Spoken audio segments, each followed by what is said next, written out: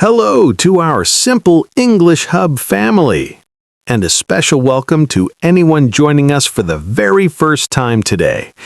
We are so glad you are here to make English a little bit simpler. Hi, Alex. It is great to be here with you. And I'm really excited about today's topic because it addresses one of the most common, yet surprisingly difficult questions in the English language. It really is a tricky one, isn't it, Sarah? I want everyone watching to imagine a scenario. You walk into work on Tuesday morning, or maybe you meet a friend for coffee, and they ask you a simple four-word question. They smile and ask, "How was your day yesterday?" Sarah, I see this happen all the time with beginners. That simple question freezes them completely because their brain suddenly tries to replay the entire previous 24 hours all at once.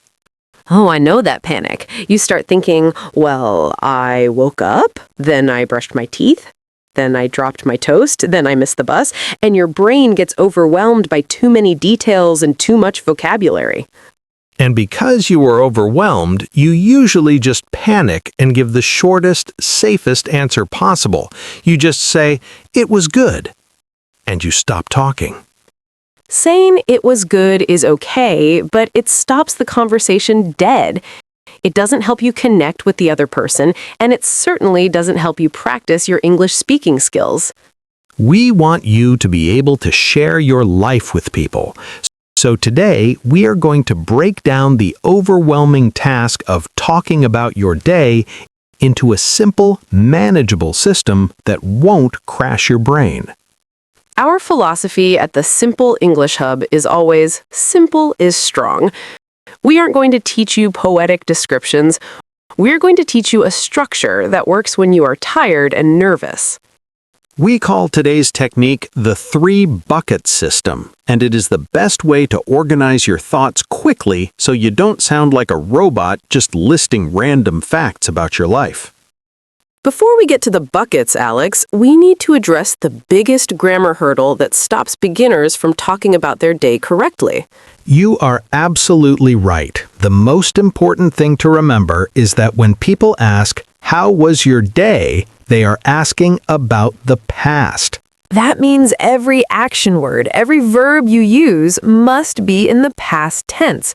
You cannot say, "I wake up at 7." You must say, "I woke up at 7." Many beginners forget this when they speak quickly. They say, "I go to work" instead of "I went to work," or "I have lunch" instead of "I had lunch." So, rule number 1 before we even start. Turn your brain's grammar switch to the past tense setting. Think of it like looking in a rearview mirror at what already happened. Now that our grammar switch is set to the past, let's talk about the three-bucket system to organize our thoughts so we don't get overwhelmed. Imagine you have 3 empty buckets in front of you. Bucket 1 is labeled morning, bucket 2 is afternoon, and bucket 3 is evening. The secret to a good story is that you do not put every single detail into the buckets. You only put in 2 or 3 main highlights for each part of the day. Nobody needs to know that you tied your shoes or opened the mail. Just pick the main events so you don't get lost in the tiny details. Let's fill bucket 1, the morning. This is usually the routine part of the day, so the verbs are very common. The first verb is almost always about leaving your bed. Now, Alex, there is a small difference here between woke up and got up, isn't there? Yes, it's a subtle difference. I woke up means your eyes opened and you stopped sleeping, but I got up means your feet actually touched the floor and you left the bed. Personally, I wake up at 6:30, but I don't get up until 7 because I like to scroll on my phone, which is a bad habit.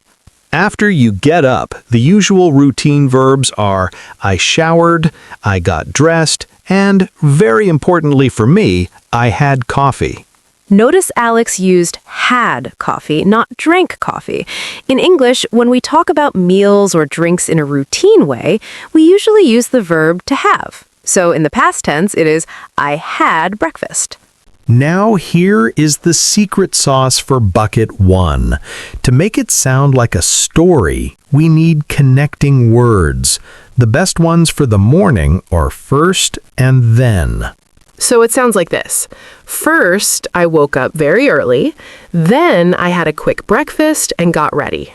That flows much better than just listing facts. Okay, let's move to bucket 2, the afternoon. This is usually the busy part of the day, like work or school. The main past tense verbs here are usually irregular and tricky. I went to work, not goed. Or if you stay home, I did housework, not do.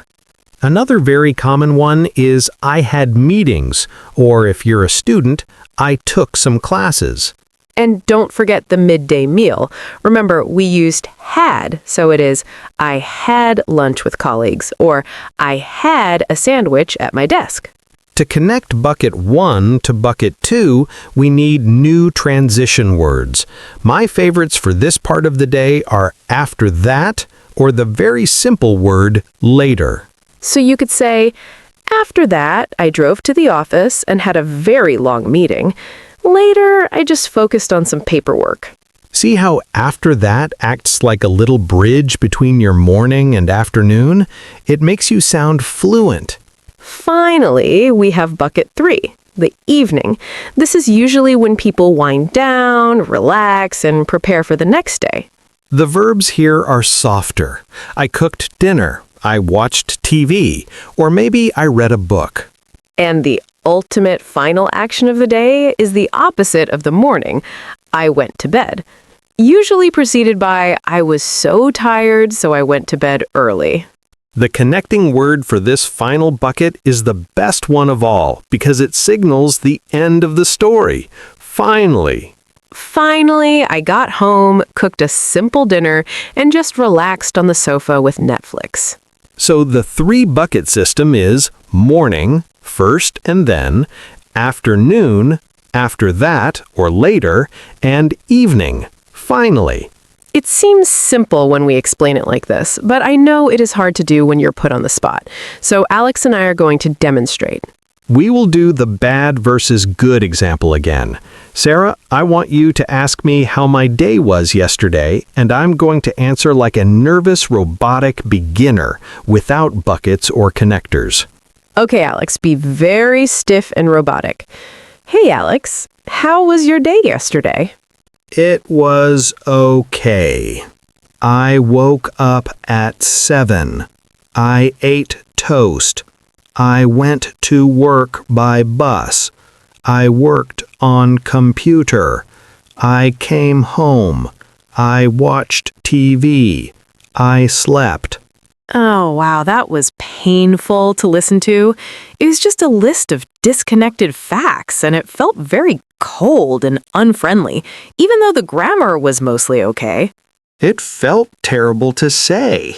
Now, ask me again, and I will use the 3-bucket system with the connecting words to make it flow. Okay, let's try again.